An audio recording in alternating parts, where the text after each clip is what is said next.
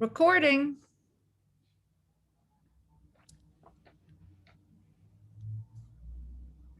Here they come. Okay, so all right, I will talk to you later, okay? Yes, please talk to him later. Bye. Hello, everyone. Bonjour. Bonjour. Welcome to Après, Midi. Bonjour, bonjour, bonjour, bonjour, bonjour. Look at all these lovely familiar faces. And some people we don't know. While you're coming in, if you would like to unmute yourself and say hello, please do. Uh-oh, I hear feedback. I'm going to lower my volume so I don't get so much feedback. Okay. So anybody want to say hello and tell us where you are? Lancaster, Pennsylvania. Okay. Chicago. Who else? Bethany Beach, Delaware. Wow. Carmel, Adrian. Coming in from Phoenix. Again. Why? I am having terrible feedback. Is everybody else having it or is it just me? Yes. You I sound got a it. little bit like you're echo. Yes. Adrian, it's Bernadette. You sound a little like you're echoing. I know. I wonder why. Oh, now you don't. I'm whispering. Okay. I think what I'm going to do is whisper because I don't know. Yeah, that was so strange, right? It Yeah. was really yeah, echoing. Are we muted? Let's see who we have. So wow, you guys are all over the place, aren't you? So what do we have? We have Delaware. What else? California. Pennsylvania. Delray Beach. Wait, say that again. Delray, Delray Beach. Delray, Oh, Florida. all right, Delray Beach. Chicago. I know we have Nice. Carmel, California. Okay. California always has a big showing. I'm muted. West Seattle, Seattle. Okay. West Seattle. Excuse me, West Seattle. What is the difference between West Seattle and Seattle? The same city, but this is the historic place where Seattle was founded. So we're very proud of our heritage here. Okay, so Sheila, I can see that. I can guess that because to make a point, West Seattle. Yeah. Yeah. So how is everybody? Who's had your vaccinations? I have Yay, Paris. Both of them? Yes. both of them. Had Well, them. that's good. Everybody's healthy? Yes. Yes, but I understand Johnson & Johnson is pulling their vaccine for a few days in the US. Really? Why? 7 people out of 37 million or some small percentage like that had some sort of a blood clot, very similar to the AstraZeneca. A friend of mine works for Johnson & Johnson in the US, and she doesn't have anything to do with the vaccine, but she said her day is spent explaining that they're just they'll bring it back as soon as they have a little bit more data. Wow. Well, you guys, my daughter is completely anti-vaccine and she sends me anti-vaccine literature every single day, makes me crazy with it. And I've started to understand that she's got some very good points because as you see, it's not a perfect science here. That's for sure. So we might all feel better about having it, but that's the best it's doing, is making us all feel better. If anything else, I think, anyway, that's my 2 cents on it. Anybody else want to offer up an opinion? Oh, come Audrey on. wants to know when she can come to France. Who? Audrey wants to know when she can come to France. Well, Audrey, Oh, soon, we hope. yeah, we want everybody to come to France. We don't want you to be stuck over there. But, you know, we're not going to know until, we get that announcement, I suppose. But, you know, if you have a visa, then of course you can come, you know, if you have a visa. So the trick was getting the visa beforehand, because now the offices are closed and you can't even get a visa. If anybody wants to try to do something like that, we have good immigration attorneys. You know, if you think there's a possibility of going kind of through the back door. So just let us know if you're interested in something like that. You know, this is a quiet bunch. All of you have got you're muted and you're not talking. I mean, I guess the best thing to do would be to just like get to it and introduce Heather Hartley. Yeah. Okay, now I've lost my screen. I don't know what I did. We can I've see got- you, Adrian. We can still see you. No, I know I've got my screen, but it went full screen so that I don't, you know, wait, if I hit escape, oh yeah, I'm back to escape. Now I can see it. Okay. Okay, so let me just say, first of all, welcome everyone. I want to thank you for being here. It's such a pleasure to have everybody on Zoom and from all over the world. I just love that. We are recording this. We are going to make it available so that you can watch it again if you really want to, or you can share it with your friends and let them watch it later. So no worries. And we will, during the presentation, ask you to stay muted. And then at the end, after Heather has spoken and we open it up to the Q&A, then you can put your questions in the chat. You know how to do that? Put your questions in the chat. And then Patty Sadowskis, wave your hand, Patty.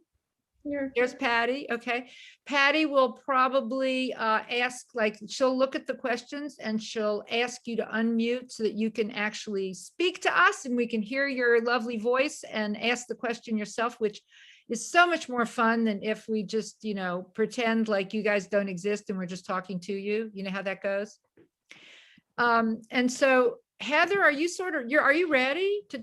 I'm ready. Yes. I'm Heather's absolutely ready. ready. Okay, Yes. well, I lost the screen where Heather is. Where is Heather? Go to speaker view.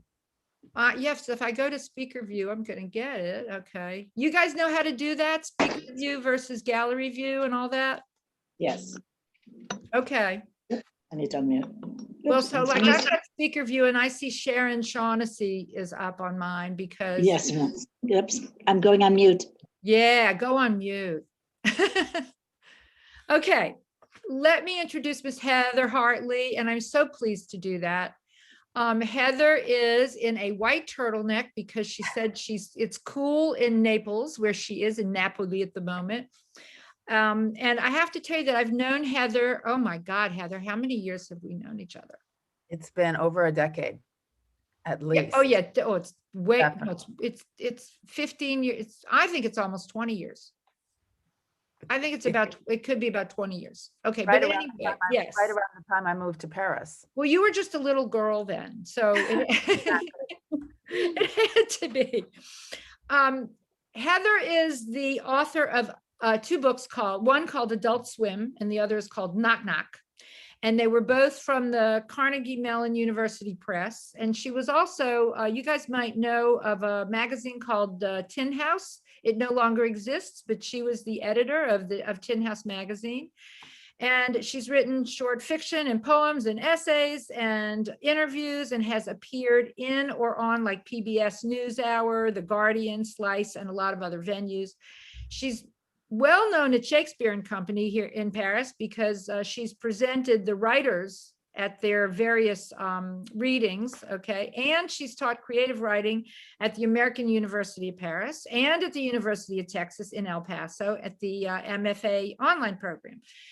And Heather is here because we are celebrating Poetry Month, right? It's Yes. Poetry Month in the US, not in Yes. France, but in the US, right?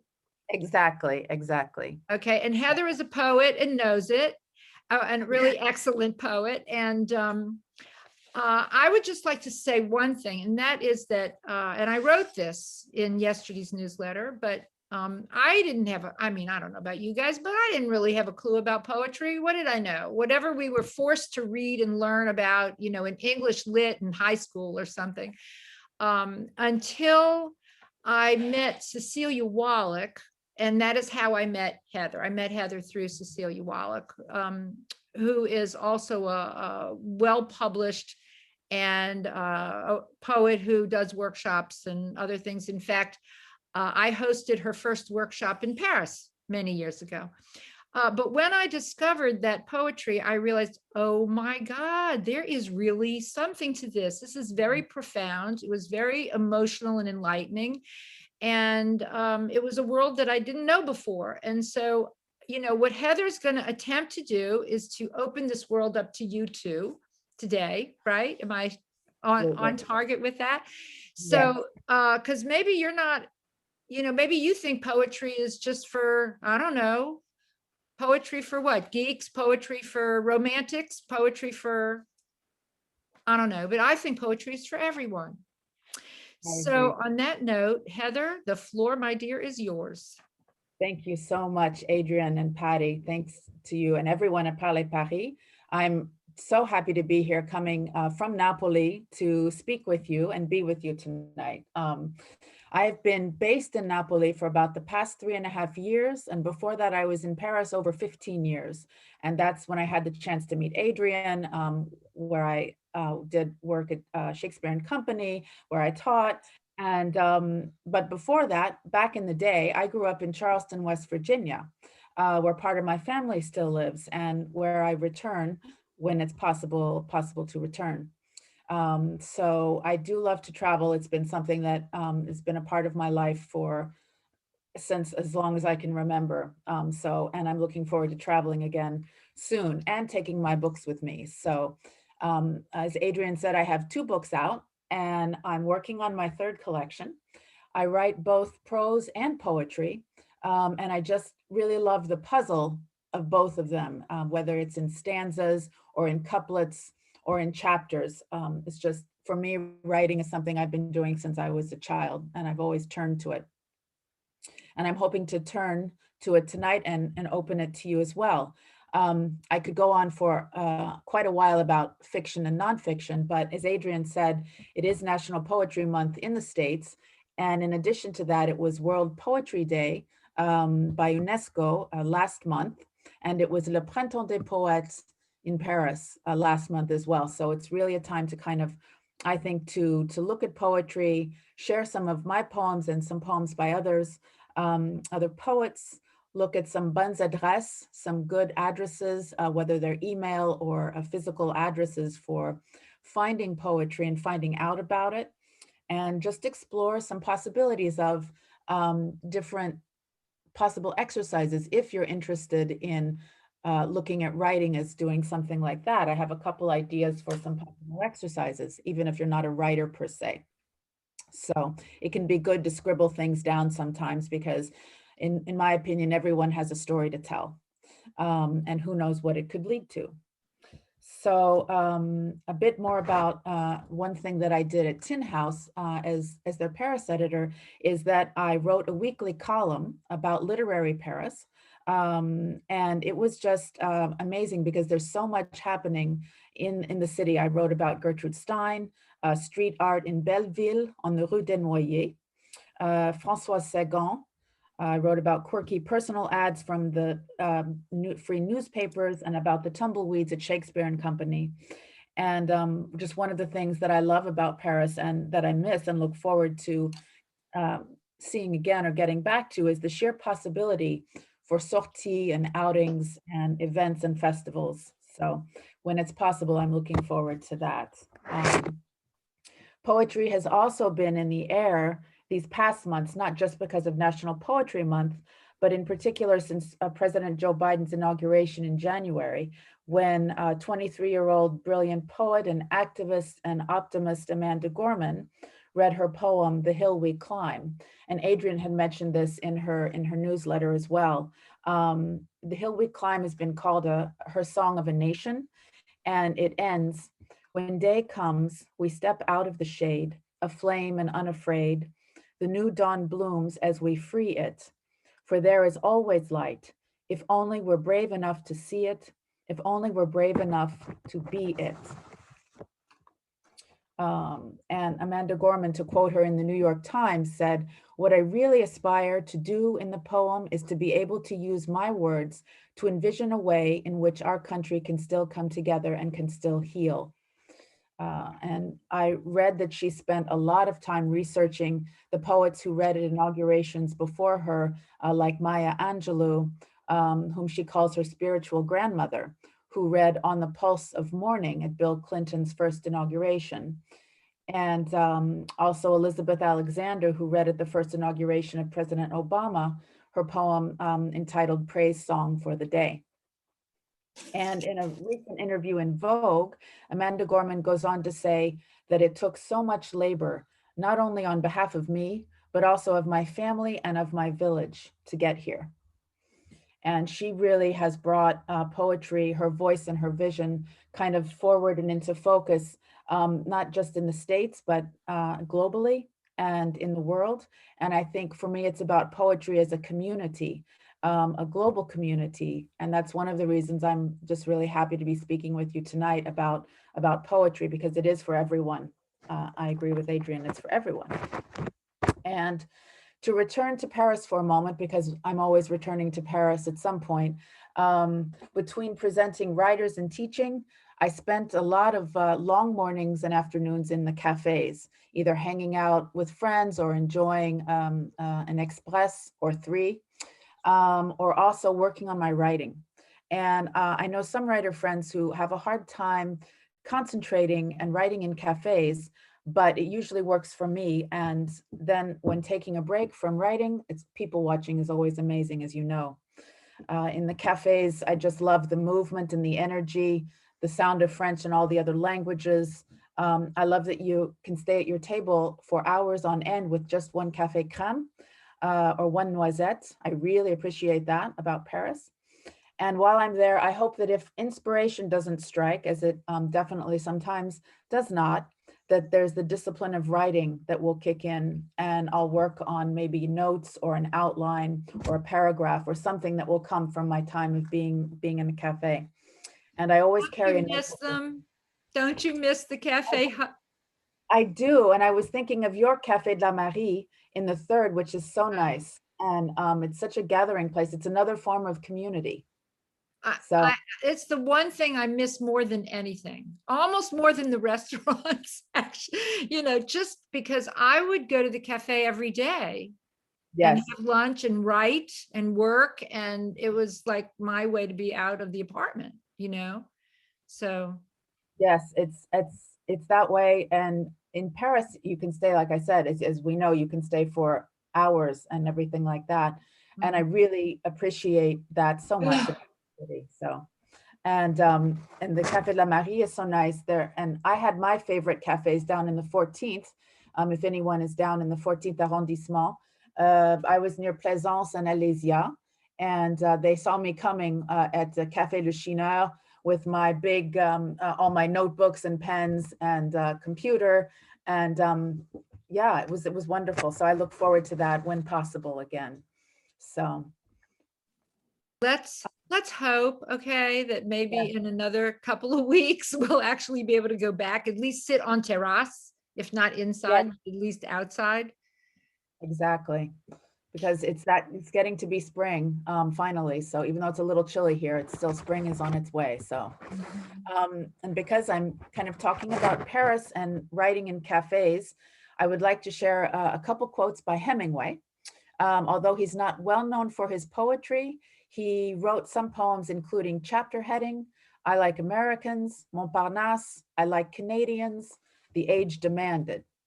And turning to his prose, A Movable Feast, There's a great cafe quote.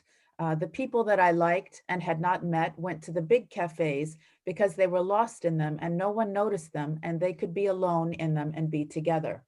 And one of the things that I really like is that idea of being alone and together in a cafe and having space and time to share it. I find that it's really good for writing work. And a second quick quote by Hemingway, good.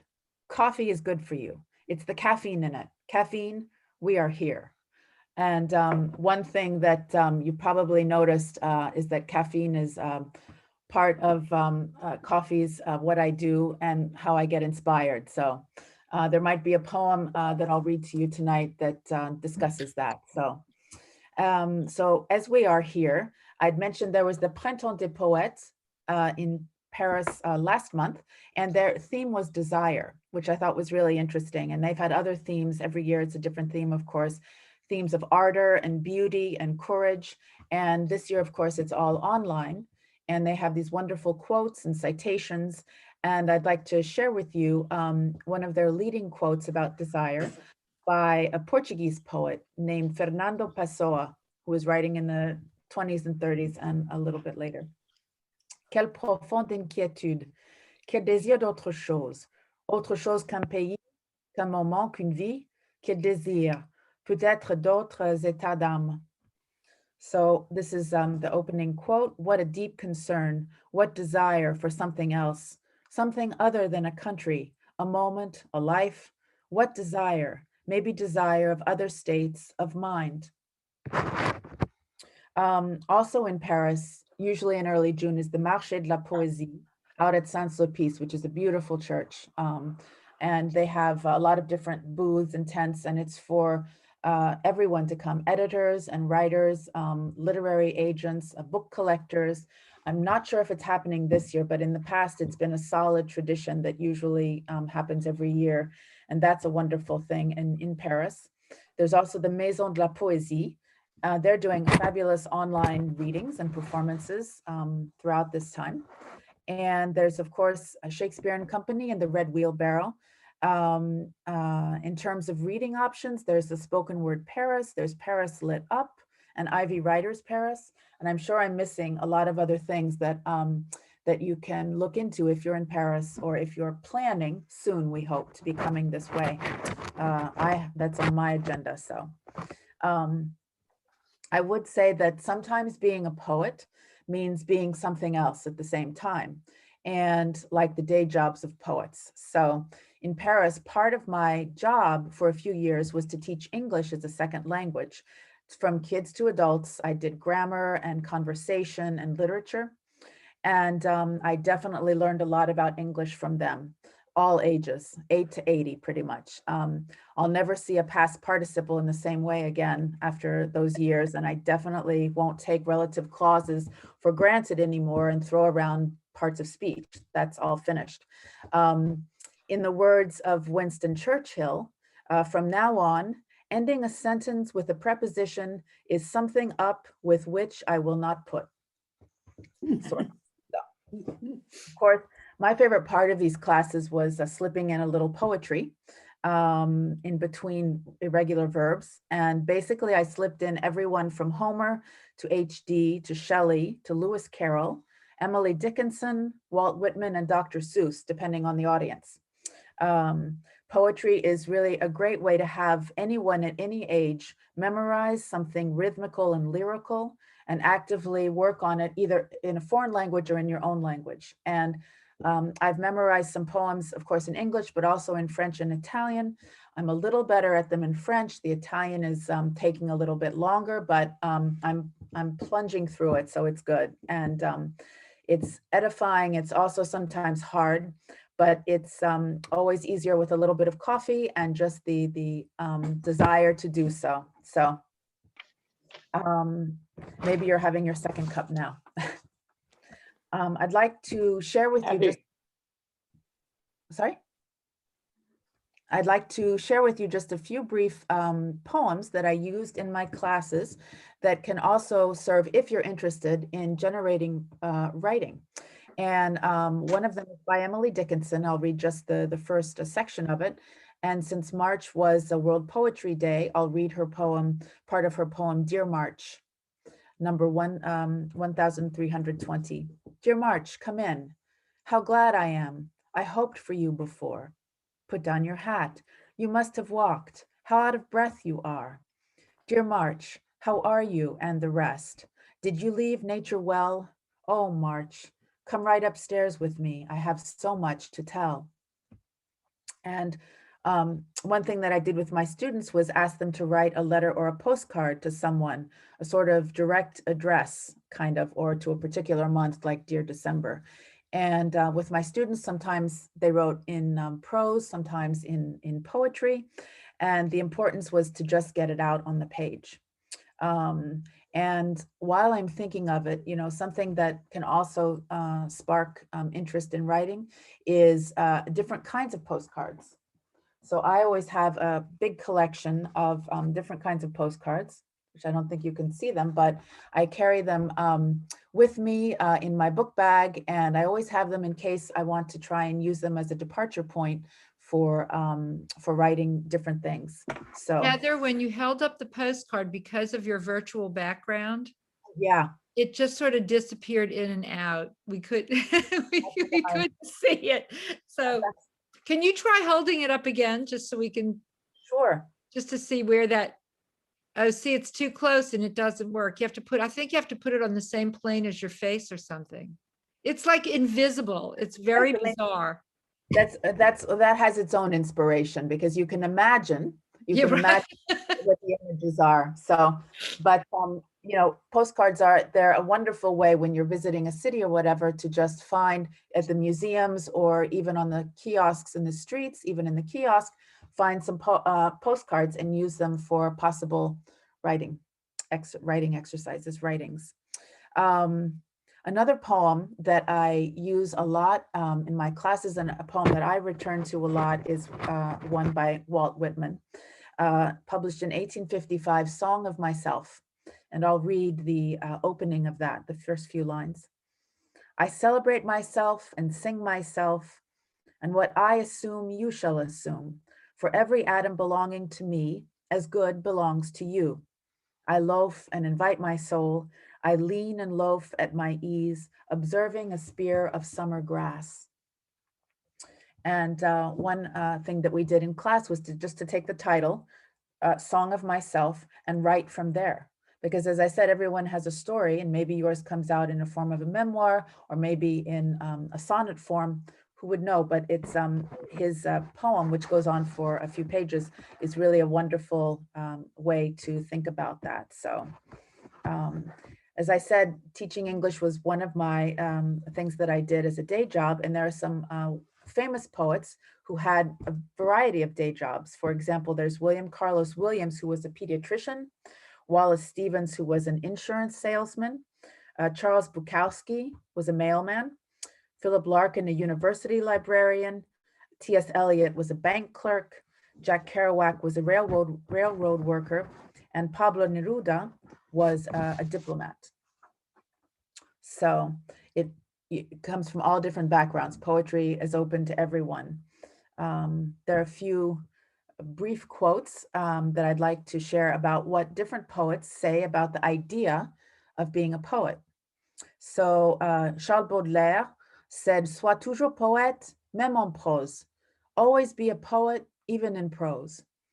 W.H. Auden said, "A poet is, before anything else, a person who is passionately in love with language." Bob Dylan said, "I consider myself a poet first and a musician second. I live like a poet and I'll die like one." Allen Ginsberg wrote, "If it's that time of night, lying in bed, thinking what you really think, making the private world public, that's what the poet does." And Shelley said, "Poetry lifts the veil from the hidden beauty of the world and makes familiar objects be as if they were not familiar." And finally, Anne Sexton, she wrote, "One of my secret instructions to myself as a poet is, whatever you do, don't be boring." And I think that's a very good motto, not just for poetry, and poetry is anything but boring. As we know, poetry can be serious or tragic or full of gravitas and pathos, can be romantic and sentimental. It can also be dark. And it's really important, and there's beauty in it and vitality, viscerality and the seriousness of poetry. And it can also be humorous. Although funny may not be the very first thing that you think of with poetry. But I'd like to take a moment to talk a little bit about humor in poetry.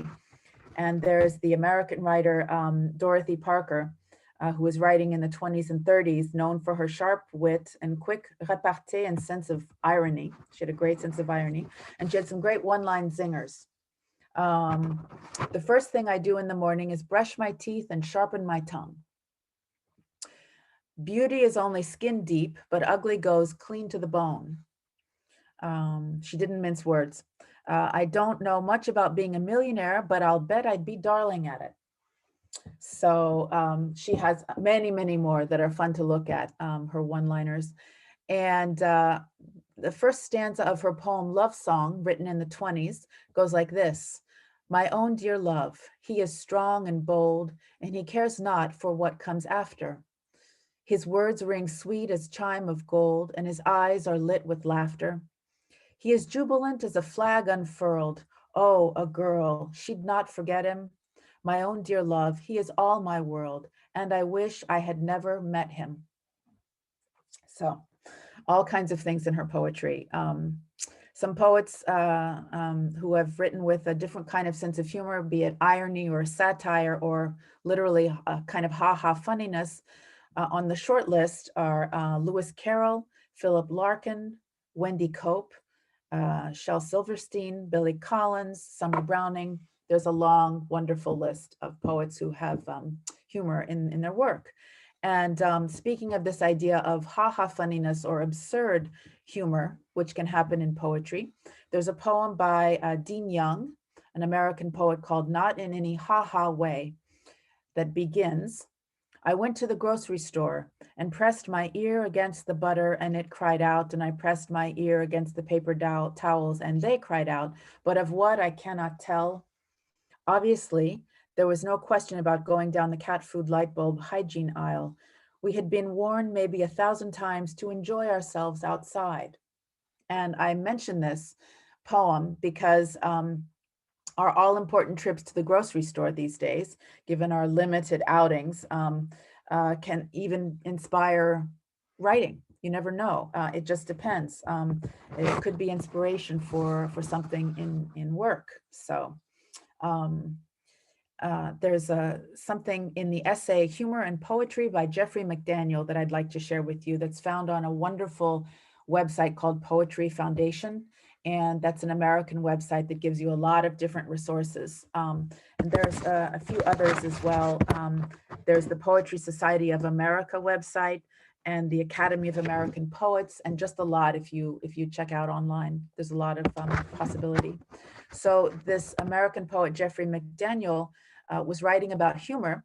And a bit of his essay says, I am becoming aware of how some humor can set a roadblock for the poetic speaker, making it impossible for the speaker to get back to a serious place, and how some other, less frequent uses of humor can leave that door open. I want to leave that door open. Maybe I also like humor when I am unsure if the person is joking or not, when the writer keeps me on the hook, plants me in the potential of the joke, but does not release me. And speaking of humor, there's the amazing Oscar Wilde, who wrote poetry and who rightfully said that a poet can survive everything but a misprint. And having 2 books of poems, I definitely understand that. One line from Groucho Marx, I find television very educating. Every time somebody turns on the set, I go into the other room and I read a book. And I would like to read to you now from my 2 books, a few poems from Knock Knock. And it's the first poem, and it's called This is a Fugue for the Lost Art of Aching. This is a place where all the keepsakes are sleeping. Be ready. Have a pastoral disregard for the taste of it all. Mix the sweet and sour with jealousy, mix without hope, mix barbarically. Because all the angels are out to lunch and send their regrets. Because that's what the family recipe calls for, and you must follow it. Choices are left at the door by the duck shoes and pitchforks. When you're old enough, put all of this abandonment in a stew. Make music, sit on a stranger's lap, and serve. Artichoke horoscope. Vegetables are a catalyst this month, and the elected legume is the artichoke, a tenacious vegetable, gruff on the outside, leafy, tricky, not inelegant, and most sweet, like you. Let your partner know you're not won over like any old easy green bean, 10 minutes of careless boiling and basta. It takes time and careful attention to pluck out and savor your breathtaking core. This month, your star-crossed moon is in the casserole. So like I said, this was inspired from going to the grocery store. So you never know where inspiration can come from. Moving over to the Luxembourg Garden, one of my favorite spots, my favorite garden in all of Paris. This poem is called Epilogue in a City Garden. An old couple, bent, the lady with a humpback, the man with a cane and a small hat, move barely across the way in front of me. I try to read. Looking up from the edge of my book, their shuffling feet chalk up white ground and raise cursive from the margin where I start up in my olive metal chair, indentions on my back and legs. Their narrow bodies like in Roman numerals. How many chapters have they lived together? Enough to hump her back the shape of an N, and he bent over into his cane, pressing down on the earth, pressing up against him the letter R. Back down again into my book, another paragraph, and the old woman trips against a small white stone, a comma. Then the man steadies her with his crumpled hand, curved and rounded from so many cigarettes and breasts, curved with love and with life. It curves a C around her frail waist. Flowers fan behind them, a delicate wheel, folding out in light colors towards a sky of printed pages. And the final poem I'll read from this first collection. Jonathan Brillat-Savarin. Brillat-Savarin was an early 19th century writer and Epicurean. And he wrote that dessert without cheese is like a beautiful woman with only one eye. And I would say that it's also like a poetry reading without a love poem. So this is my love poem. To my one love's letter, my darling V, the alphabet is anorexic. There's not enough flesh to express what I mean, ABC, TUV. Suffice it to say, my heart is the verb you conjugate perfectly. V marks the spot dark and hot where I'm under my one love's letters spell. So that's Knock Knock. And I'll read a few poems from Adult Swim. The first poem in the collection is Sleepless Nights of Marine Life. Heather, Yes. I just want to ask if the titles of the books are also the title of a particular poem in the books.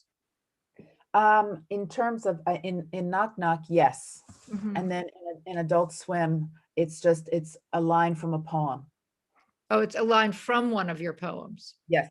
Mhm. Okay, because you have to admit this is a very unusual title. Yes. Yes. And so it came about because part of the themes in Adult Swim are obviously the sea or the ocean. So it was a way of looking at, my first collection is a little bit about childhood and growing up into a certain amount of coming of age. And then this idea of adulthood came out really in my second collection. And I think when we were talking earlier, I said that I am a slow, methodical writer. And so I take my time. And so this second collection really kind of looks over a span of time, my adult life that is still going on, of course. So that's why I'm working on my third collection. But, yes, so, happily still going on. exactly. Okay, Sorry to interrupt, but just so you know, I am sure that all of us out there are either laughing or eyeing or doing things that you cannot hear. So you know you're Yes. not getting that feedback, but just see, Thank you. okay, because I know I have been, okay? Just, Thank you. Thank you very much. So, Okay. this is from Adult Swim. And the first opening poem is called Sleepless Nights of Marine Life. At a party the other night, a lady told me about this study she'd read that sleeping pills cause early death, like they lop off a couple years, she said. And I thought, what about chemo or double-crossing Hecate? That was near the kitchen sink, and they were almost out of champagne. And it was hard to get excited about the sleeping pill study because she's the kind of woman who would tell you that sea monkeys are bad for you, for instance, make bad pets, that tinkering with fate in a glass bowl brings bad karma, like you can't play God, you know, she'd say, and go back to dissing sleeping pills, leaning against the sink, metal bright on her back. It was the night and the moon, a mint under my tongue.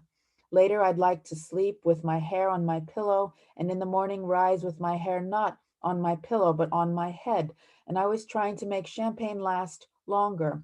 And doctors told me, Madame, rien ne vous est interdit, one by one. And when a doctor tells you champagne is good for you, you take them at their word, because there are only so many words you can take. And to the lady at the party, I said yes a lot of times, but I didn't mean it because I like sea monkeys and think they'd live fine in a glass of champagne. Add brine and algae, sea babies no bigger than a bubble, and then I was so small. Moon, I said, you blue insomniac, move over, make room for the rest of us.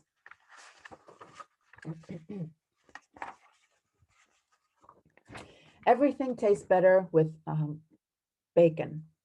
Excuse me, everything tastes better with bacon, a friend wrote the other day, wondering when her butter withdrawal would kick in, and sorry for misspelling my name that once. It's okay, I told her. Some people call me Heater like they mean it sometimes. We're the same side of different coins, me and this friend, and I told her there's a lot that doesn't really matter besides the butter addiction. You should see it from here, she wrote back, from skies where I am, broken with birds, some plains. Take this beauty, take it.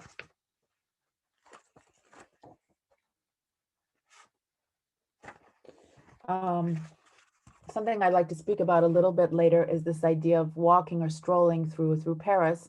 And I read the poem Epilogue in a City Garden, where I was watching this beautiful old couple walk together.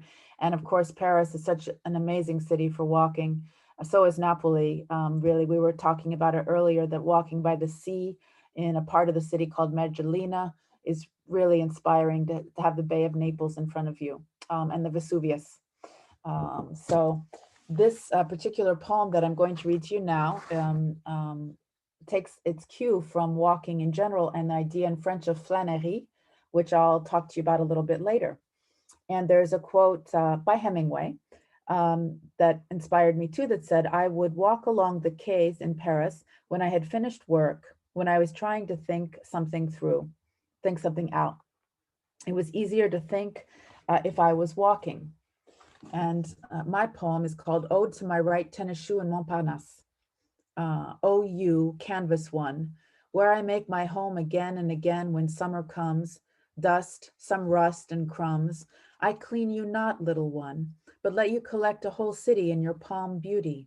O shell, where my foot hides in heat, how my love leaps to find you not gone, not long, but right by my hand, dear shoe, under my thumb. Yeah, I did have to find my shoes in my apartment because I loved shoes, and Paris is a wonderful place to find the shoes that you like. So this next poem is called What I Liked Best Was the Log Flume Ant. We're in for a ride. It's the amusement park you were never expecting, sans s'amuser, cancer. Find your deepest sea legs, now.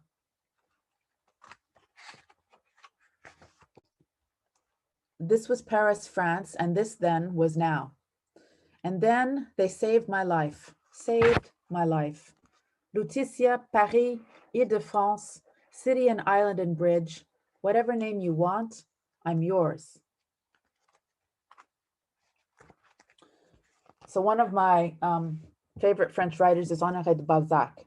And he wrote that great love affairs start with champagne and end with tisane. And I would say that along the way, there's a whole lot of coffee. So this is my coffee poem I was talking about earlier that I said I would share with you. So this takes place in Napoli because there's always espresso in Napoli. This is Cafe Ristretto with amnesia. Horns and shouts and mandolins, an underthump of rap music and potholes, no street address, just sheets flying in the wind, white flags, drying under a ruthless sun. Where's Zio Tony's? But that's not the name, he says. It's the Bar Esposito, a scent of sulfur from up the street. Our coffee is it, he puffs and orders 2 at the bar. I came from up the street with him on the via of someone to get to this via of something else with its smell from the days of Pompeii. This isn't really the Bar Esposito and the owner isn't a Zio, an uncle, he says. His name isn't Tony, it's Roberto. Tiny cups of water in front of us, then 2 thimblefuls of black gems. It's that kind of amnesia on Sunday morning, somewhere between Napoli and Sicily. He looks down into his cup. 1, 2, 3, 4, 5, 6. 6 seconds for sugar to sink. Good, he nods to Zio, Tony, who maybe isn't a Zio and maybe Roberto or someone else. And he stirs. A sweet cake in 2 sips, small burning, then full, dark bloom. And I can tell you, espresso every morning is the way to go here. It really helps get things going in terms of the writing. So another poem that takes place in Napoli, the Vesuvius Envious. One night, late, a wild dog barking in the courtyard, you wake up and feel the volcano at your back in bed with you. Ashen damp heat and all along the body, the cloy of sulfur, spiders and cinders. It's a presence at the back of the neck. It's dangerous, but you can't help it. You don't really know the danger, the green below your feet, the moist white heat. You've read about it and you've seen pictures, maybe even in those figures of Pompeii. You like to brag about it, the gritted taste in your mouth. It's danger that makes you like this, that makes you big. The Vesuvius, envious, that green bruise against you is no dead God. And the final poem that I'll read tonight from my collections, and the final poem in this collection is called Sirenka. I was at a job interview the other day, and they asked me if I wasn't doing what I was doing, what I would like to do, and I told them be a mermaid. And they looked at me like, what the? And whose stick is she trying to shake anyway? This is a job interview, not a joke. And that's when I said, really, I'm not kidding. It might not show that I have experience with that on my resume, but some things don't fit on the page. Huh, they laughed. She says she wants to be a sea cow, basically, and drink from shells. Like she knows what she's saying. I didn't think I'd get the job after this and think I didn't want it to begin with, but you don't have to not listen when someone tells you stuff. I mean, they were the first ones I told about this, and it makes you think, maybe you think too much sometimes, and that whatever skills it takes to be a mermaid, I can learn them. You see, I told them, I can swim and dive and decide later about drowning the sailors. Sailors are useful and sometimes cute, and not every mermaid has to do that killer sea singing, and any luring I'd keep to myself. I applied for your job because there's nothing tempting about it, and I'm good at hiding things. Well, they said, we don't need someone who wants to not be part of our team. We're about industry and overtime, not sea cows. Don't call them sea cows, I said. Call a name a name. I would not tattoo Lorelei rocks on my arm, for example, if I get this job. I would promise to not talk to the fish in the fish tank too much and not wear revealing miniskirts. Oh, the fins. Lady, they said, we got a lot of candidates to choose from, and we're just saying no. Discrimination in the workplace, but sounds like you would rather be a sea monster and stuff. And if you come here, we'd have to deal with complaints and police reports because hiring an aquatic creature these days can be tricky. It sounds like you're talking about giving all this up, they said, to be fusiform. It's not practical to not have feet. About some things they were right, and for sure I would spend time at work messaging pirate friends and doing my own stuff because sometimes in life you have to go in the direction you have to go, and sometimes that's straight to the sea, your arms steering waves and onward to estuaries. Suranka, maid of the wave, sun on your back. This is immense. This is not somewhere else. Hey, I said, look out the window and up. Repeat after me. Rise, rise, rise. So that's, thank you. Thank you. Merci beaucoup. So those are the two collections, and thank you very much. And I'm working on the third. And as I said, I like to take my time, but I always have my notebooks around. And that's something that I recommend to everyone, because you never know when a note will come to you. So I would like to share with you a little bit, a few brief answers. I asked some people whom I know, my partner, my mom, and some friends, kind of their idea of poetry, just to get a different perspective on it. And my partner, who is a set designer and painter and art history teacher, when I asked him, what is poetry to you, said it's an expression of the soul. And then he came out and told me that his favorite poem was Jacques Prévert's Paris at Night, which that's the name in French and in English. It's a short poem, and I'll read it to you. And I was surprised. I thought for sure he would say Dante or something like that, but it was a French poem. So I was very pleased about that. And I'll read it to you. Paris at Night. Trois allumettes, une à une allumées dans la nuit. La première pour voir ton visage tout entier. La seconde pour voir tes yeux. La dernière pour voir ta bouche. Et l'obscurité tout entière pour me rappeler tout cela en te serrant dans mes bras. Three matches, one by one, struck in the night. The first to see the whole of your face, the second to see your eyes, the last to see your mouth, and the complete and utter darkness to remember them all while holding you in my arms. So we have that idea of desire coming in, again, like the theme of the Printemps des Poètes. My mom, who's a stockbroker in West Virginia and a longtime avid reader, said for her poetry is writing that is sensory, encapsulated, suggestive, has an emotional tug, and has detail. And I asked her what her favorite poem was, and she said, well, all of your poetry is my favorite. And I said, okay, thank you, Mom. After my poetry, I really appreciate that. What's a poem for you that you go to? And she said William Carlos Williams, that she learned back at her days at Ohio University, The Red Wheelbarrow. And that is the following. So much depends upon a red wheelbarrow, glazed with rain water beside the white chickens. I think there's such a wonderful asperity to the poem and depth at the same time. My friend who's in DC, who's an organist, for him, poetry is a fluid movement of words or motion, something that flows seemingly effortlessly, but of course there's so much care taken to everything that's included to make it flow. And his favorite poem is by Dylan Thomas, and he actually learned it because he was learning a piece of music from it. And I'll read the last stanza to you, which I find really stunning. Nothing I cared in the lamb-white days that time would take me up to the swallow-thronged loft by the shadow of my hand, in the moon that is always rising, nor that riding to sleep I should hear him fly with the high fields and wake to the farm forever fled from the childless land. Oh, as I was young and easy in the mercy of his means, time held me green and dying, though I sang in my chains like the sea. For me, poetry is a kind of a departure point in language for sound and rhythm. And there's the literal look of how a poem looks on the page for me, as well as, of course, content and the metaphorical shape of the work. And all of that comes together to be a poem. Sometimes it takes a day, sometimes it takes a year, a couple months, it just depends for me. And my favorite poems, I would agree with my friend that sometimes it can change weekly or monthly.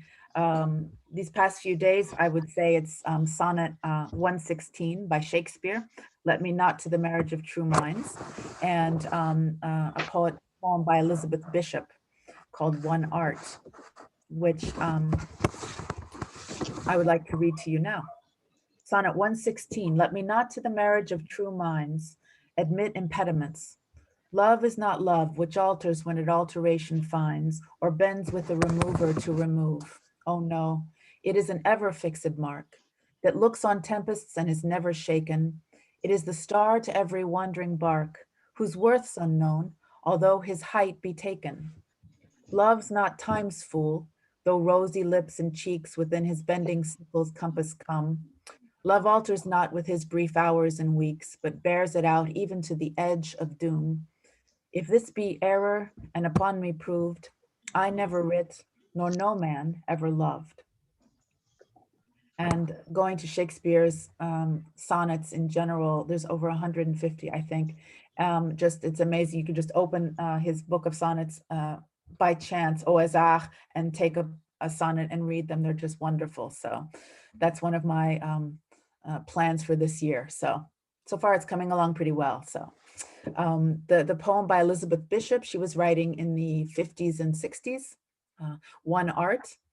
The art of losing isn't hard to master. So many things seem filled with the intent to be lost, that their loss is no disaster. Lose something every day, except the fluster of lost door keys, the hour badly spent. The art of losing isn't hard to master. Then practice losing farther, losing faster, places and names, and where it was you meant to travel. None of these will bring disaster. I lost my mother's watch, and look, my last or next to last of 3 loved houses went. The art of losing isn't hard to master. I lost 2 cities, lovely ones, and vaster, some realms I owned, 2 rivers, a continent. I miss them, but it wasn't a disaster. Even losing you, the joking voice, a gesture I love, I shan't have lied. It's evident the art of losing's not too hard to master, though it may look like, write it, like disaster. Moving a little bit shifting to a different topic, but one that we looked at a little bit when I was talking about flânerie and this idea of walking in the city of Paris. I want to talk a little bit more about flânerie because it's so important to get out and take a walk and see things differently, have a different perspective. And there's this kind of intersection between walking and poetry with this idea of flânerie in a city. And like I said, it's sauntering or taking a promenade, wandering the city streets. There's the flâneur and the flâneuse. And there's a terrific book about the importance and history of female flâneuse by Lauren Elkin, when she goes into looking at 5 different cities and how women have walked through the city. And as we know, like I said, Paris is such an inspiring city for walking, and so is Napoli. Napoli, it's really easy to get lost in a good way and find yourself in an entirely different section of the city, a different part with, again, with the great espresso shops all over and pizza as well. So, so walking can do that. It's a wonderful way to become acquainted or reacquainted with the city and find unexpected things. So very often flânerie has been associated with Baudelaire, who I mentioned earlier, a French poet, an art critic, an essayist, and one of the first translators of Edgar Allan Poe. And in his book, The Painter of Modern Life, he wrote that the crowd is his element, as the air is that of birds and water of fishes.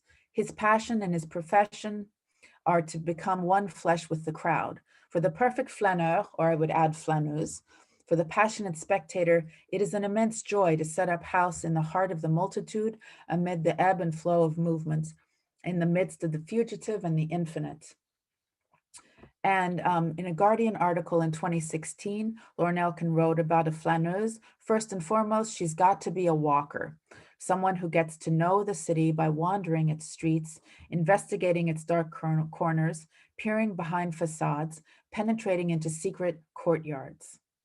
And walking is, of course, absolutely free and with no particular gender time frame attached to it. So I highly recommend that and getting out and seeing what it will do. And if you're interested in writing, you never know what could happen with it. So I have a few excerpts from different poems about flânerie, about walking. There's a wonderful poem by Edna St. Vincent Millay, who was writing in the 20s, 30s, and 40s. Her poem, City Trees. me just take a sip of water. City trees. The trees along the city street, save for the traffic and the trains, would make a sound as thin and sweet as trees in country lanes. There's the American poet Frank O'Hara in his poem, The Day Lady Died, that speaks of Billie Holiday. And I'll read the whole poem.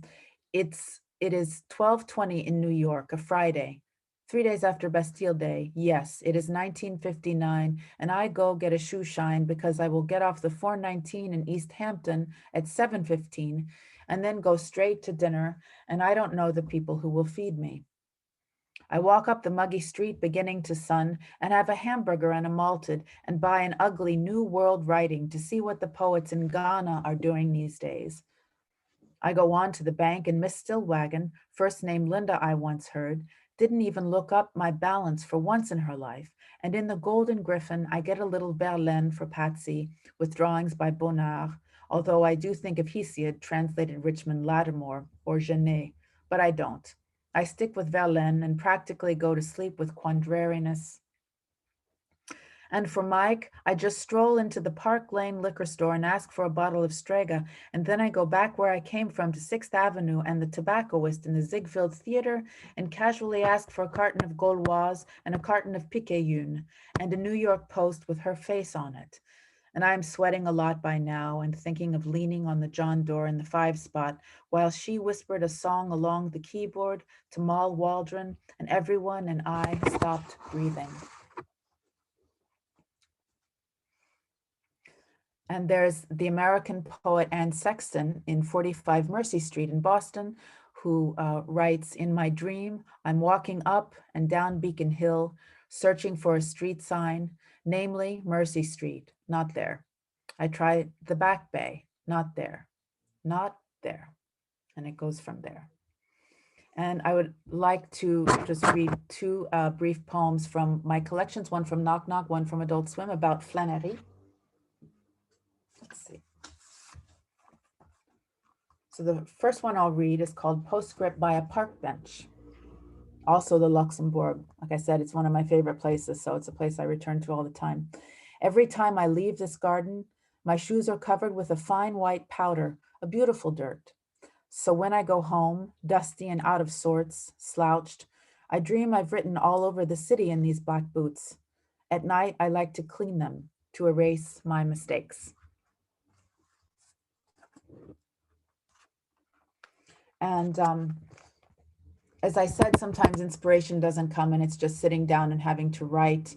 And there was a time a couple years ago when I was not having the easiest time finding subjects to write about. And so I started writing what I call street sonnets. And there's a section in Adult Swim that talks about, or that's a series of street sonnets. And it's really easy. Anyone can do it. You take a piece of paper and you take a pen and you go out on the street and you write a line of poetry.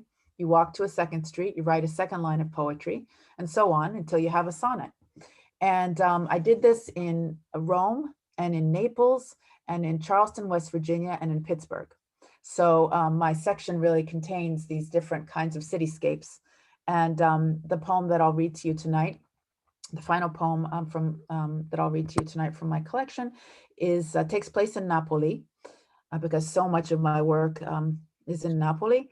To Course Across More Kindly Waters Now is the title, and it's that comes from Dante. And it takes place in Naples. Did this whole trip alone, she says, at Napoli Centrale, train station, ti amo, siamo at Piazza Cavour, Napoli under the rain and lilac trees, via Constantinople, a massive sculpture of David in the center of the stairway, high ceilings. I suppose, suppongo, someone says.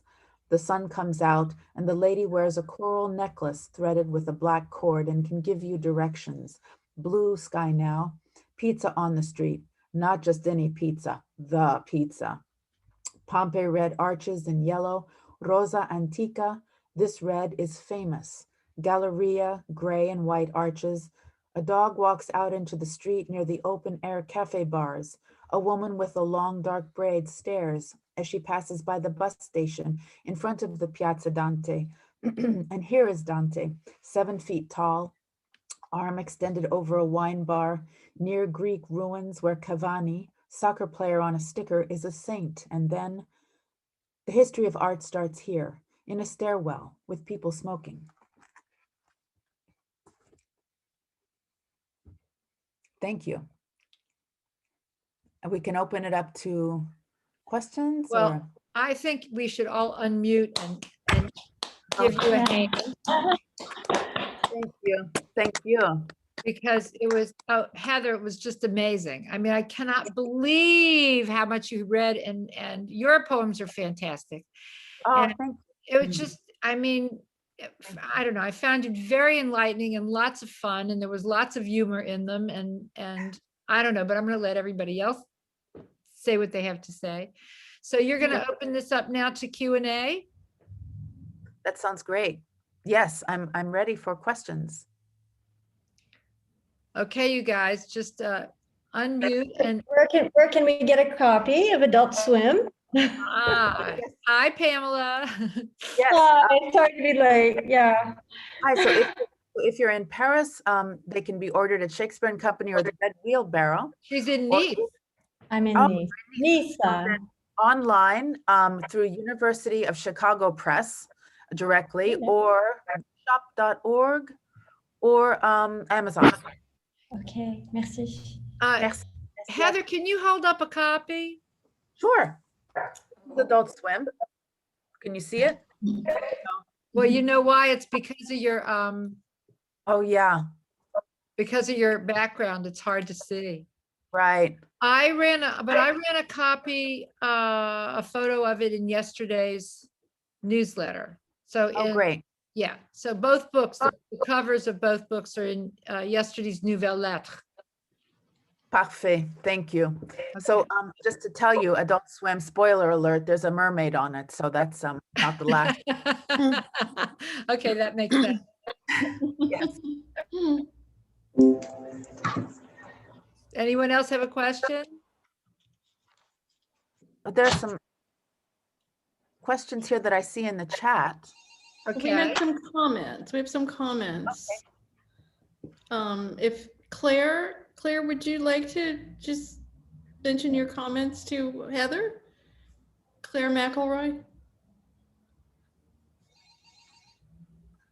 Sorry, the phone is ringing here.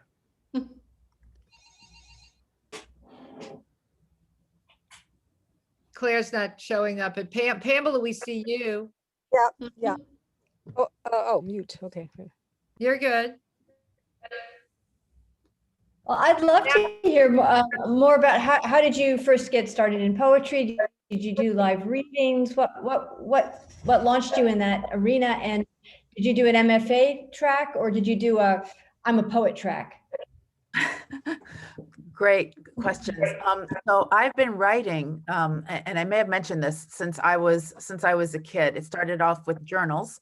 When I was 8 or 9, I started keeping journals. You know, it wasn't too deep back then. It was more what I hoped to be when I grew up, which was a Broadway dancer, which that didn't work out. But you know, there are other things that work out. So and it started from there, and really I kept journals through junior high and into high school. And it was in high school that I started forming from journals poems.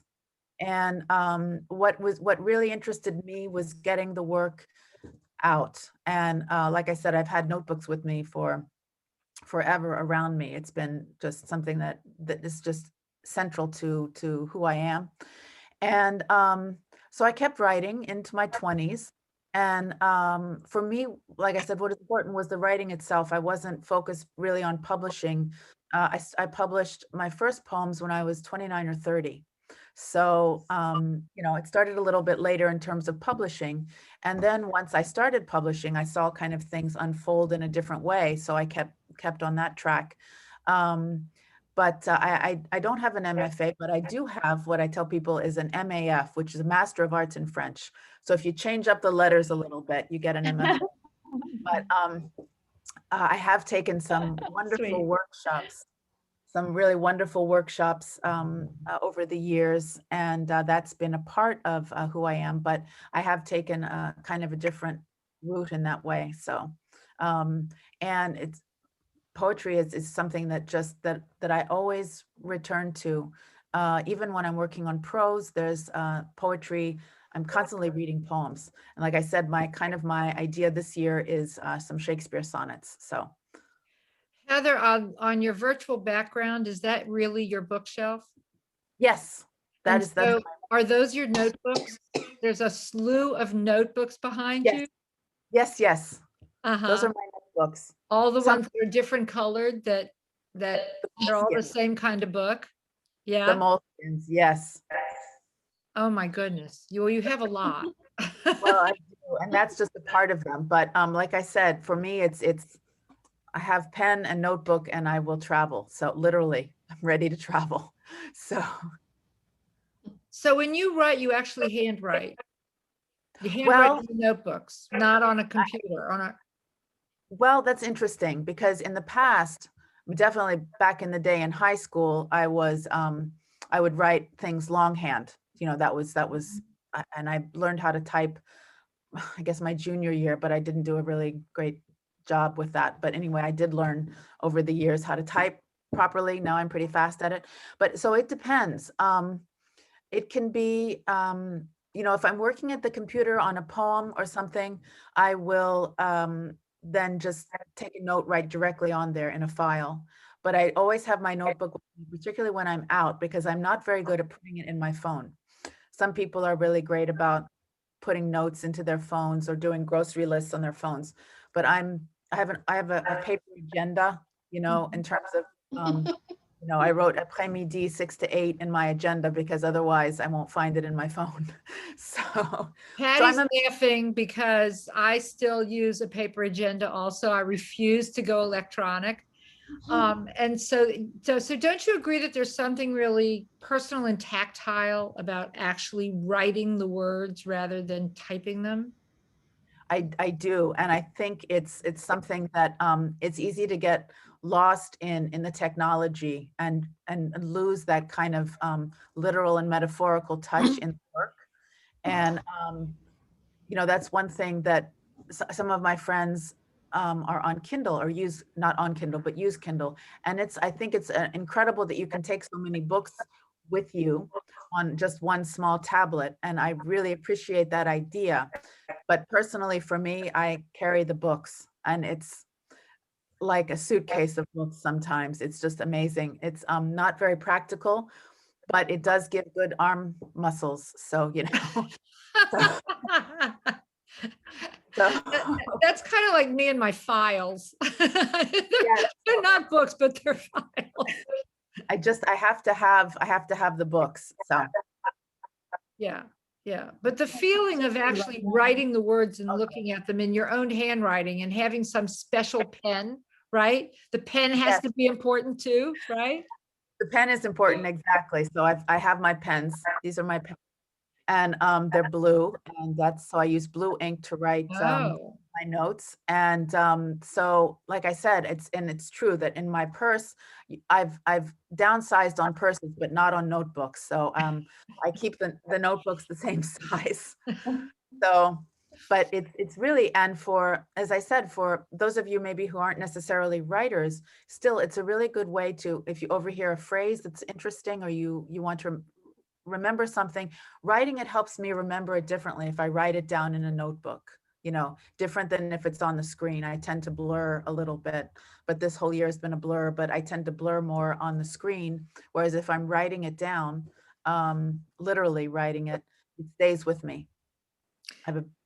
We have a friend here in Nice. His name is John Garland Jones, and he's our resident singer. He was a client. He moved here. And he's really struggled with survival here. He's doing fine. Okay. But very recently, he went into a drunken stupor. Okay. You know, because confinement and just the misery of not being able to sing in public and all this thing. And he ended up like just writing a diatribe of of feeling, okay, in a Facebook post. Okay. Oh, wow. Okay, but I thought it was really a just brilliant, absolutely brilliant piece of writing. I mean, like it obviously came from so deep down in his belly, and he was almost embarrassed. He almost pulled it out. But I said to him, "Oh my God, you really have to start keeping a journal and start writing and expressing yourself more, because I don't think anyone knew he had, I don't think he knew he had that in him. That's for sure, you know?" Actually, Adrian, John has shared something else that he wrote months and months ago, pre-pandemic, I believe it was. Like, as you said, Heather, it's a blur. And John is one of my dear, dear friends. He wrote something, and he has more in the works. He is extremely talented. He's just sometimes, as they say in the States, a hot mess. So we can't see that that talent doesn't always come through, but he's extremely talented, and carrying a little notepad around would be a notebook would be a great exercise for him. For Well, his Ella, if random we can get him that organized, that would be really good. I read him the Riot Act this week. He's working on it. He saved me today, so he's managed to get some things done. But yes, I think these brilliantly creative people, and Heather, maybe you have or have not experienced that, but I think sometimes that it's just a bit of a challenge, as opposed to some of us who are less creative in those areas where it's just easier to check things off a list. Well, and you can see though, Heather's quite organized.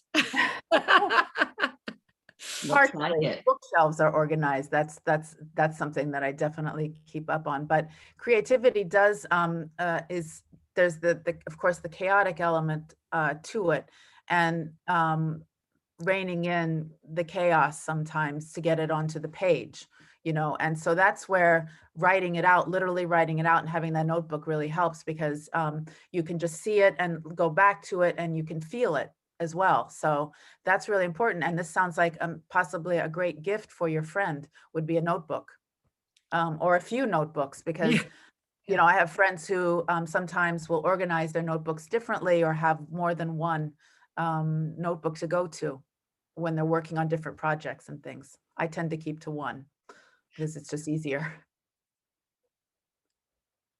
Oh, I can't hear you. Sorry, I don't hear you, Adrian. Adrian, you're muted. Sorry. I said, I see Pamela Shandel's hand is raised. So, Right. Pamela, ask your question. Yeah, I don't know how do I get that hand down? You Well, don't anyway. worry about it. Just talk. Okay. All right, Heather, very, very nice. And thank you for being here and sharing with us, particularly during confinement. You know, I will not have been back to the United States for over 2 years, but so I'm doing so much Zooming. I'm very interested in poets meeting each other on Zoom and reading poetry, but I have no idea of sites. Is it possible? I don't know. Either you can tell us, or somebody can write them down or something. I don't know. There Okay. are, and I'll mention them again. In Paris, the ones that are coming to mind in Paris are, there is every Tuesday. Let me find the page. Here we go. Spoken Word Paris. Okay. And that takes place every Tuesday online. Okay. Patty, maybe you can put it in the chat. Patty will put them in the chat. Wonderful. Okay. Thank you. Okay. And then Heather, is that? Yes. So that's, then there's Paris Lit Up. And they offer a lot of different things. Like they have a weekly open mic, usually, I'm not quite sure during lockdown right now, a monthly writing workshop, and they do an annual magazine as well. And then there's the Ivy Writers Paris, which is a monthly reading where you have one Anglophone reader and one Francophone reader. Usually that's, so those are 3 in Paris that come to mind. And, you know, looking around online, there's a lot, I mean, there's been a lot of activity on Zoom in the past year. There's also, of course, the American Library in Paris, which has wonderful events weekly, sometimes more than weekly. So and then there's the Red Wheelbarrow, there's Shakespeare and Company. They're just, but with the confinement, and I'm not quite sure where everything is in France, kind of have to check on that probably weekly. At least in Napoli, that's kind of how it is. We're being informed pretty much weekly how we're going forward in terms of restrictions and things like that. That's right. That very helpful. Oh, good. Very, very helpful, because we Great. could, thank God for Google, google.com. Yes. Okay. Thanks so much. Absolutely. Just, You're put those in and find the address and everything. Thank you, Heather. Thank you. Sure, of course. Bien sûr. Yes, yes. So I take it the Red Wheelbarrow bookstore basically got its name from that particular poem you read from? Yes, absolutely. And that's a poem that I just really love. And it's so interesting that my mom, who, like I said, just loves to read, that is a poem that's really stayed with her. So William Carlos Williams is a wonderful poet, spare and just beautiful and to the point. And I like all kinds of poetry. For me, it can be spare and to the point, or it can be lush and Baroque as well. It just kind of depends on my mood. That's one of the things that's so great about poetry, is that it's so versatile, as all writing is. But I think it's really something to think about when we go. And you can just go to a bookshop and randomly pick a volume of poetry just for fun, for a change.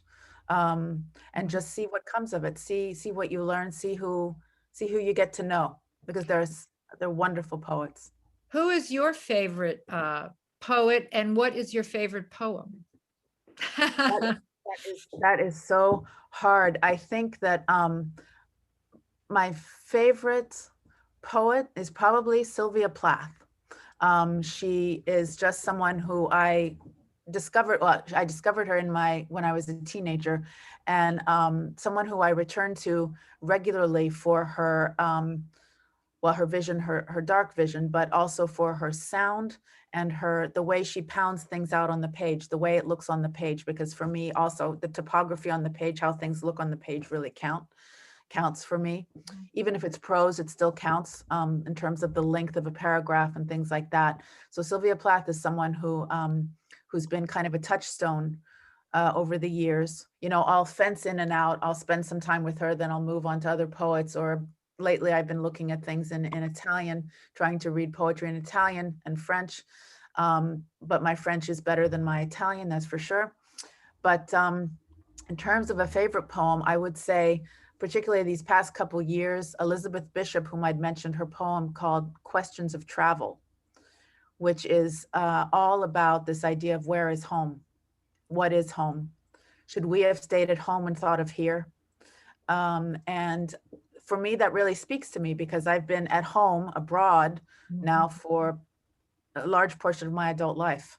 So that's been something, that's a subject that shows up in my work. It shows up in my 2 collections, and the 3rd one I'm working on, this idea of home and how we make home and where we make it.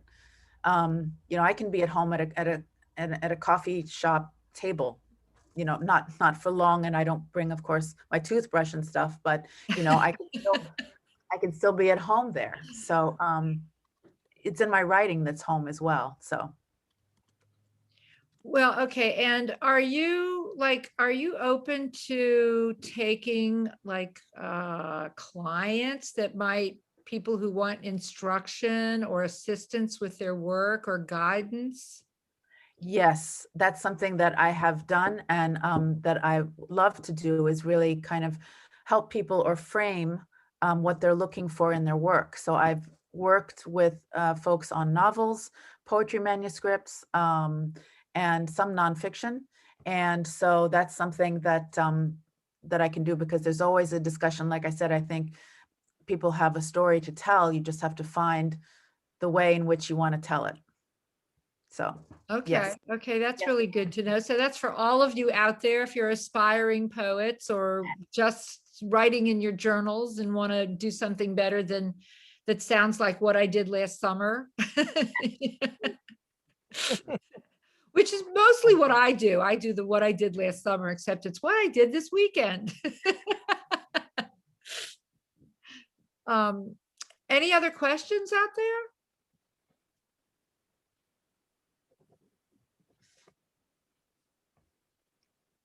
No?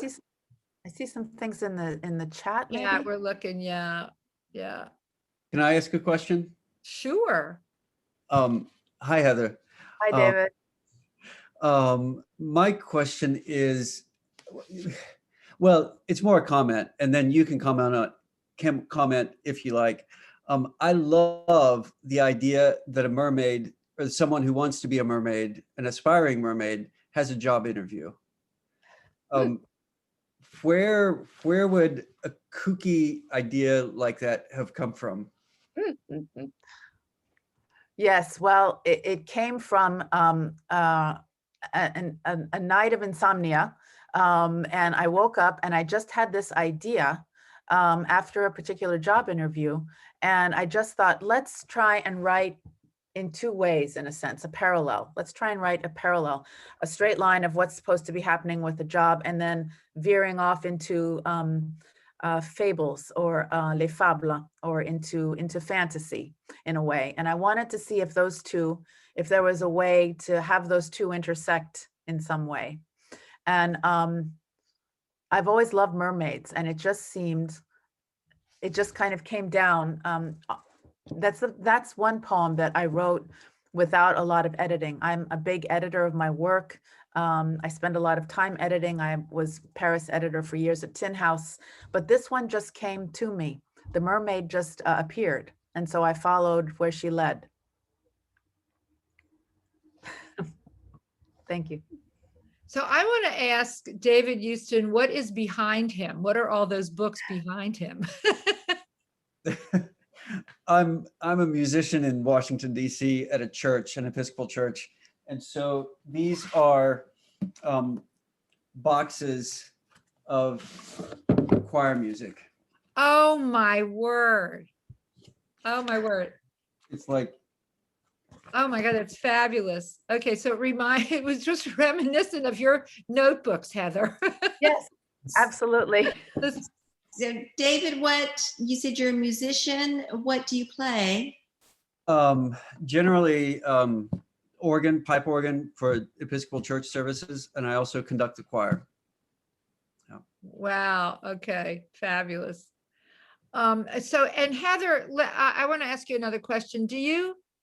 When you're writing, do you feel like you're channeling in a way? I mean, you're inspired, but do you feel like the words just come? You don't have to labor over them? Well, interesting you should say that. In terms of, there are very few poems where there's that kind of intimate rapport or straight away where it's a spark and it just goes. And Serenka was one of them. And it's a long poem for me. It's a page and a half, which is like, definitely a longer piece for me. But that does happen. And when it does, you just have to follow the thread. I have a friend, a writer friend in Paris who writes a lot of nonfiction, and I asked him, what's the story? How do you tell a story? And he said, follow the thread. Mm-hmm. So I think about that a lot, whether I'm writing poetry or prose. And so sometimes following the thread just means you have to go with it blindly and lead it, and it will lead you. Sometimes you lead the work, sometimes the work leads you. But as I said, inspiration it's nice to say that, but it's really about the discipline of writing too. Art is also discipline. And there's the beauty of inspiration, absolutely. So do you write every day? Yes, yeah, I do. And for me, that continuity is important. There was a period of time when I wasn't writing every day, but for the past 2 or 3 years, I have been. And there was a period of time back in 2010 when I couldn't write a lot, but my friend and I came up with this idea that I'll share with you. And that is, it was 2010. She's a fiction writer and I'm a poet. And she said, okay, we're not getting a lot of writing done. Let's break this down a little bit. So 2010, the numbers are 2 and 1. Let's write for 21 minutes a day. Let's not do Facebook. Let's not do Instagram. Let's not just, twirl our hair or wring our hands because we're not writing. Let's take 21 minutes and write. So during a period of time that really was not possible for me to write more, that was something that came through, was that 21 minutes, and you can get a lot done in 21 minutes. Sometimes we think it's at least as a writer, you know, at least I think, okay, now I have to write for 3, 4, 5, 6 hours. No, you can write for 21 minutes and get a lot done. You were talking, Adrian, earlier about being on the train and getting a lot of work done on the train. So, you know, you can get a lot of work done in compact Okay, amounts. so you keep talking. I'm going to go turn my phone off. So I think that's something really to keep in mind, is that the time frame doesn't necessarily matter. What matters is the quality matters, not the quantity. It's great if you have the time to write and the ability and capacity. Absolutely, go for it. So. Sorry. That's okay. That is a phone that no one has the number. You know, it's a VoIP phone. So when it rings, which is rarely, it's always a solicitation call, and I never answer it. So, you know, it just happens to pick this moment because it's the dinner hour, right? That's when they come in. So I apologize for that. Okay, so I sort of missed what you said, but no one else did, thank goodness, and I can always watch the recording. Yes. So I was talking about the importance of writing, and there doesn't, the length doesn't really matter of time. That's not really important. So But the discipline does. Yes. Just like for anything, I have a friend who's a dancer, and talk about discipline. So you know, that's something as well, but in all arts it's that way, and in all professions it's that way, I think about discipline. And discipline has its own kind of inspiration in some ways, I think. Maybe doesn't have the direct joy that you get from when you get something on the page and you think, oh wow, this is great. Not that I often think that, but you know there's something there in the work. But there's a joy to discipline too, and there's a reward from it. So. Well, I know that I get asked all the time, you know, because I put out these 3 newsletters every week, right? You know, like, do I ever end up with writer's block? Like, do I ever just sit down and have nothing to say? And I never have nothing to say. But I think that comes from doing it and being that disciplined. You know, I've never missed a newsletter, never. Since 1998, and I don't think they're great. I spit them out as fast as I can. I mean, you know, but just the discipline of it makes them easier. They come faster. I always have something I can write about, even if it's one tiny little experience, you know, you know, like the interview, right? You take one tiny little experience and you can blow it up into a big idea. And absolutely. It can be really Well, I think that the habit makes you look at it from a writerly perspective. I mean, you live your life in the back of your mind like a writer, where you're thinking, you know, everything is, wasn't it Vonnegut who said everything is material? Exactly. It really is. And that's one of the things I was just trying to really kind of express tonight, is that you never know where that inspiration or that idea will come from, where the spark will come from. Although spark is sometimes overused, I think it's still important to think of it in some ways in that way. And you know, the material is here. It's all here. I used to give students an eavesdropping exercise where I would ask them, this was in Paris, to go into a cafe and you know, listen in on a conversation and write down exactly what they heard, not what they thought they heard or a part of it. It was a disciplined experience. It was for high school kids, so it was also good for their discipline, concentration and everything. And you know, they came back with these really interesting dialogues, and some of it came out in short stories later, a couple poems. So I think that's a really interesting idea. It sounds like fun too. Eavesdrop. Yeah. I think as an editor too, you must have a lot of, I'm sure, have you seen different changes? Have you seen shifts in editorial sensibilities since you're at Tin House, you said, Yes. what's your take on that for poetry?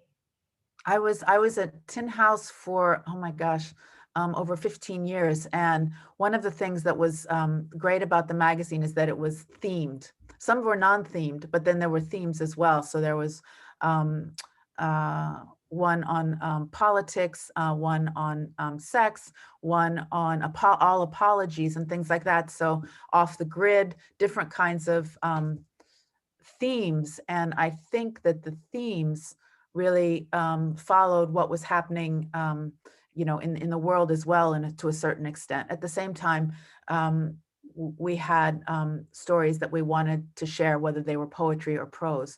But there have been shifts, and one shift that I think is going to be really interesting to follow is going to be this past year and a half, which again is kind of a blur of time, and how writing is going to change, or how it is changing, how we're changing our work habits, and how that is inflected into the writing.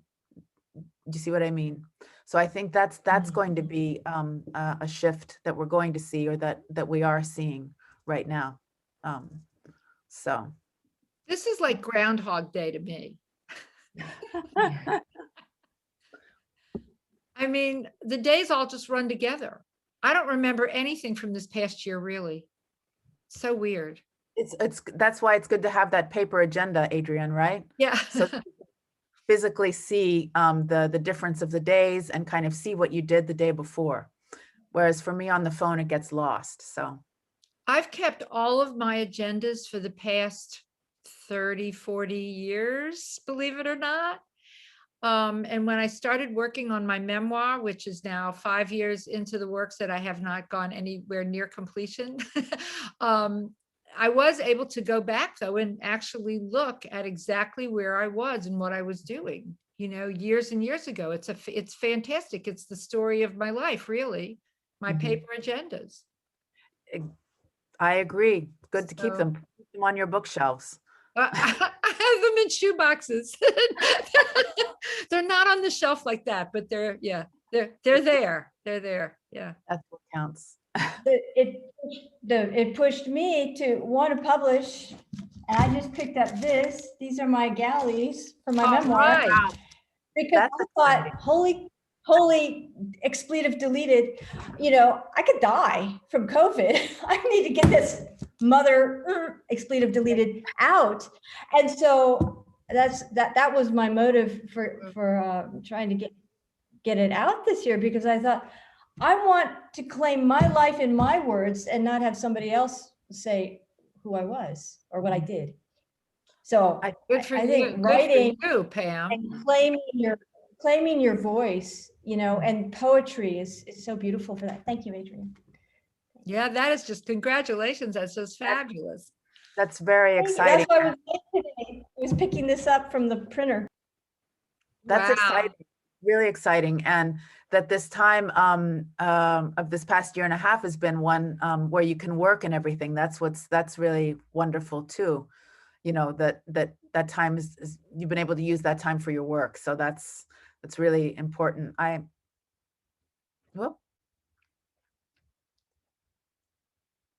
Thank you. I said without FOMO, fear of missing out. Yes. Yeah. Oh, true that. Yeah. I've been working on this since 2008. So it was sort of like cathartic. And it is. And you go through, memoir is a different genre. And Heather, you write, so poetry we've heard today, and the other genre that you write is prose, fiction, or is it memoir? Fiction and fiction, and then also a bit of, when I was doing the my monthly column with Tin House, weekly column, excuse me, it was nonfiction. But memoir is something that I haven't really explored. It's been more my memoirs and my poetry, I would say. My memoirs are my poetry. Because it is a genre that is, every genre has its, its shtick. I suppose you could say, and so memoir has its shtick and its narrative. And it was interesting. We were just reading Romain Gary, who's very beloved here in Nice, they read Yeah. him after the tragedy at the prom, and he was considered Niçois.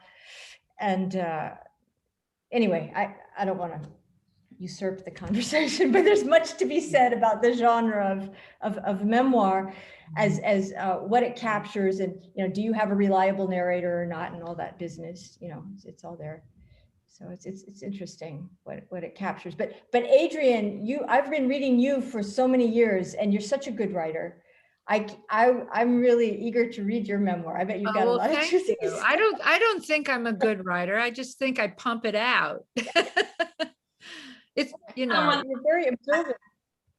I kind of want to read the book that Adrian's not writing. Actually, I said that once to a lovely little lady here in Nice. She's about 90 years old, and she had written a story. She had written a short story about her life as one of the children that were evacuated from London during World War II. And I said to her, well, when are you going to write the second, the next chapter in your life? Because it ends when she's a teenager. And she just gave me this look, and I was like, okay, that's the book I want to read. And for those of you who don't know, this is Ella Dyer, and she is the author of Nice in Nice. And she's the new mother of a little puppy. Here, I'm sure she's going to show you her new puppy. Which nobody is going to tell my dear sweet husband about, because she's a surprise. Simone, her namesake after my daughter.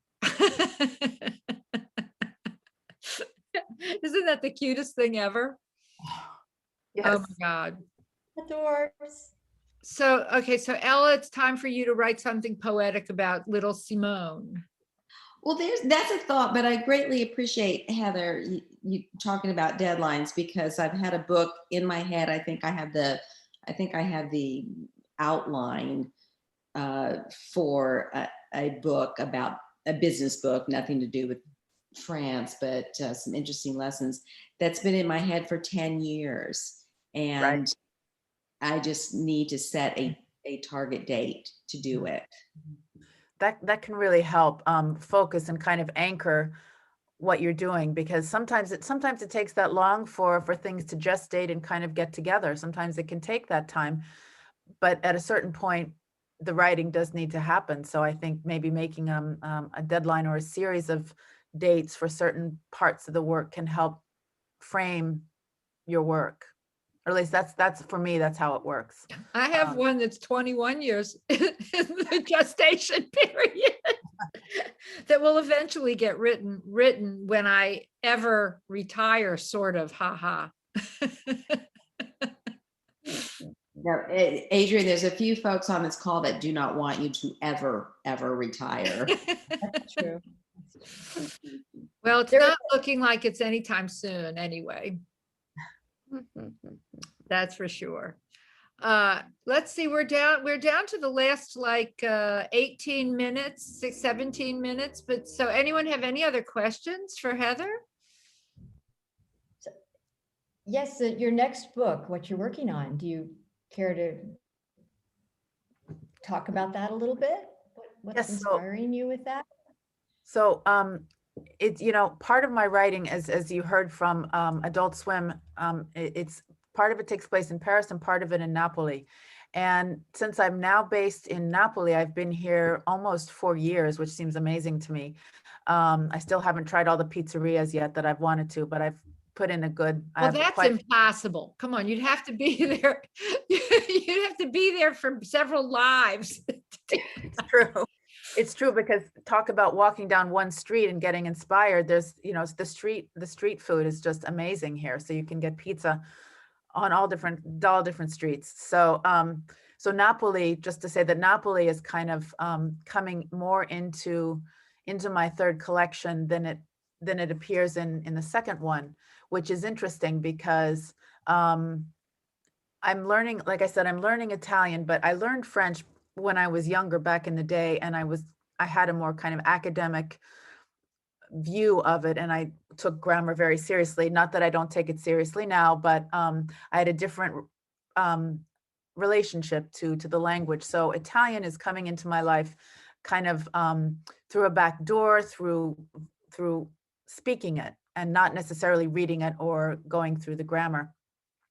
Although I do have a beautiful grammar book that my partner Vincenzo gave me that is just sitting there on the shelf, probably the shelf you can see, and waiting for me to dive in for those relative pronouns, which are hard. But so Napoli is coming in more in my collection. And also again, the sea, but to a less extent, the sea, but more Napoli. In my very first collection in Knock Knock, I had a lot of expressions in French and a few in Italian that kind of were an integral part of the work, because I was still figuring out language and where it was in my life. I still am, but this third collection has fewer of those kinds of moments in foreign language. So I think that's interesting because I'm studying languages in a different way. And so it's starting to appear in that collection. But like I said, I take my time when I write. So I'm a slow, methodical writer. So themes will still come up, I'm sure, as I'm looking at things this year. Heather, I just saw, I believe it was an ad on, I don't know, Netflix or Hulu or somewhere about a new program called Grammarly, Grammarly.com. Have you seen this? So I suppose it sort of fixes your grammar or suggests improved grammar, kind of like the way I use French translation programs to, I cheat by using the translations. I thought I might try this program and see if it actually improves my grammar, but isn't that sort of pathetic also that we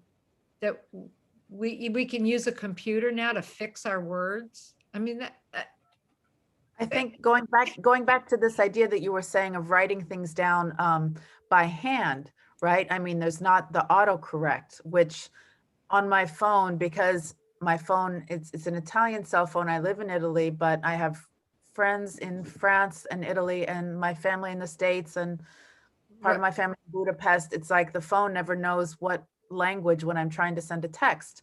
So it gets in the way sometimes, And when is the last time? Ashley, this is for calling, and I need to come by the bank and get a money order.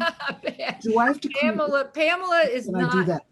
Pamela, you need to mute. Pamela Cavidera. Let's see if I can mute her. We're hearing all about her other conversation she's having and doesn't even know it. Patty, can you find her and mute her? I think she's muted now. Okay. Yeah. Okay. Sorry. Heather, I may have missed this, but how did you moved from Paris to Napoli? Yes. What prompted that? And maybe I've missed it. I'm sorry, but no, you didn't miss it. It was a move that kind of has been gradual in one sense, because Vincenzo is Neapolitan. So for years, we lived in Paris for 7 or 8 years. For a while, we were long distance between Napoli and Paris, which is not bad.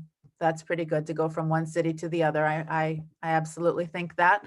And we were lucky in that way. And then it just happened that he was offered a job as an art history teacher, and it was here in Napoli. And we had come here, even when we were living in Paris, we would come regularly to Napoli, like, once every 6 weeks or 2 months or something like that, at least. And so it kind of became a second home. We were talking about homes, and or a third home, depending on how you look at it. So that happened, and I came here and I brought all of my notebooks and everything. And the wonderful thing about Paris is that I always return to it, not right now, but usually, because I have my friends and colleagues and contacts, and it's so nice because Paris is the kind of place that you can just pick up kind of where you left off. That's how I feel about it. And I really appreciate that about the city and being able to do that. But I'm learning so much about about Napoli and the different areas of the city, beyond the food, which is just amazing. Of course, the food is amazing also in Paris, but in Napoli, there's so much history to the city as there is in Paris too. But Napoli, it's kind of presented differently, I think. The city is compact in a different way, and it's really easy for me to get lost here. So, you know, that's What's something the that size of the city? I How think big? there's probably, I think, 2 million, a little over 2 million in Napoli proper. Oh, But that's Napoli big. is, yeah, it's very extended. There's the agglomeration of the, you know, the surrounding little towns and things like that, the satellite towns. So I couldn't tell you what that size is, but it's growing a lot. I mean, it's one of the largest cities in Italy. The thing about Italy that's really incredible is that you have Rome, Pisa, Florence, Milano, Napoli, Catania, and all of these different cities, whereas in France, you maybe have 3 or 4, or at least the way that I kind of understand the geography, 3 or 4 large cities. And in Italy, there are just all of these different cities that call out for different things. And the level of art here is amazing, to just walk around in Napoli and see the different churches and see the Baroque churches that they have and the different kinds of art. It's really something that I'm learning a lot about, kind of on the street, literally on the street, learning about it. Whereas, like I said, in Paris, it was more, I was studying more. I did it in a more organized fashion, but you can't always be organized about It's things. something like Italy houses like 80 or 85% of the world's art. Mhm. 80% of the world's art actually sits in Italy.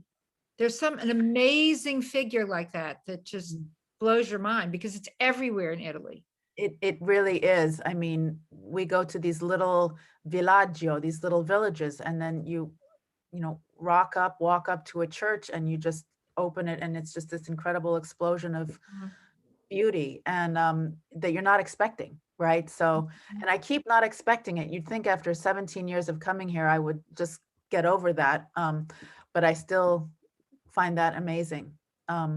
You know, just like in Paris, I find amazing the Haussmann buildings. There's something so wonderful and symmetrical and just beautiful about that. But they're 2 very different cities.